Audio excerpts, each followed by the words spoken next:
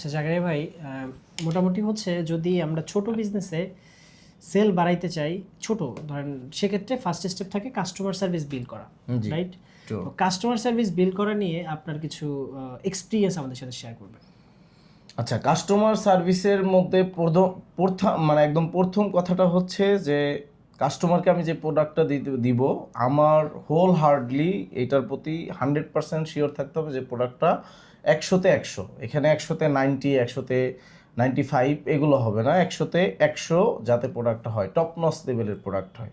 কারণ কাস্টমার আমার থেকে কিন্তু প্রোডাক্টটাই কিনতেছে, এই প্রোডাক্টটার পরে আমার আনুষঙ্গিক যে সার্ভিস, প্যাকেজিং ভালো দেওয়া, তাকে যাওয়ার পরে ফোন কল দেওয়া, তার কাছে খোঁজখবর নেওয়া, প্রোডাক্টটা সে ইউজ করতেছে কিনা, কোনো প্রবলেম থাকলে সেটাকে সলভ করে দেওয়া, এইভাবে আমরা সার্ভিসটাকে আরও বেটার ওয়েতে করতে পারি। কিন্তু ফার্স্ট হচ্ছে প্রোডাক্ট ঠিক না করে আমি অদার যত যা ঠিক করি, এটা আসলে কোনো কাজে দিবে না।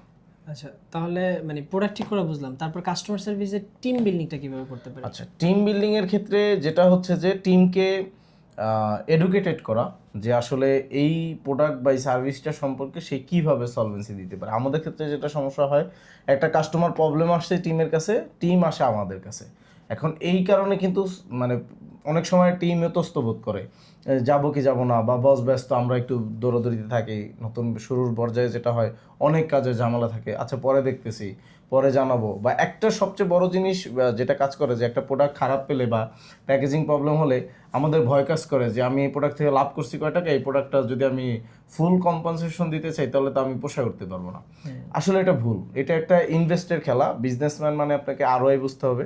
তো যখন আপনি লাইফ লংয়ে কাস্টমার থেকে অনেক সেল চাইবেন বা চাইবেন, তখন আপনাকে এই ইনভেস্টটা তার পিছনে করতে হবে। আর টিম বিল্ডিংয়ে যেখানে বলা যায়, প্রশ্নগুলো আমাকে নোট ডাউন করে তাকে লিখে দেওয়া, যে এক এক সপ্তাহে যদি আমি প্রশ্ন নোট করি যে 100টাই প্রশ্ন আসলো, যে উদাহরণ, এর বেশি আসবে না, 100টা প্রশ্নের উত্তর আমি লিখে দিলে হয়ে গেল। আমি শুনেছিলাম যে সর্বোচ্চ 45 থেকে 50টা প্রশ্ন আসে সর্বোচ্চ, মানে একদম। আর যেকোনো বিজনেস, হ্যাঁ, যে কোনো বিজনেস। আর রেগুলার প্রবলেম থাকে ধরেন সর্বোচ্চ 15 থেকে 20টা কোশ্চেনের, এইটা দিয়ে দিলেই ও অটোমেটিক চলতে পারে। তো তাহলে আর আমার কাছে আসা লাগে না, এবং ও ক্লিয়ার, মানে টিম মেম্বার ক্লিয়ার, কাস্টমারও ক্লিয়ার যে এই সমস্যার সমাধানটা এইভাবে হবে। যাক, মাশাআল্লাহ, থ্যাংক ইউ সো মাচ। তাহলে এইভাবে আপনারা মোটামুটি প্রশ্নগুলোকে অ্যাডজাস্ট করে ফেলেন।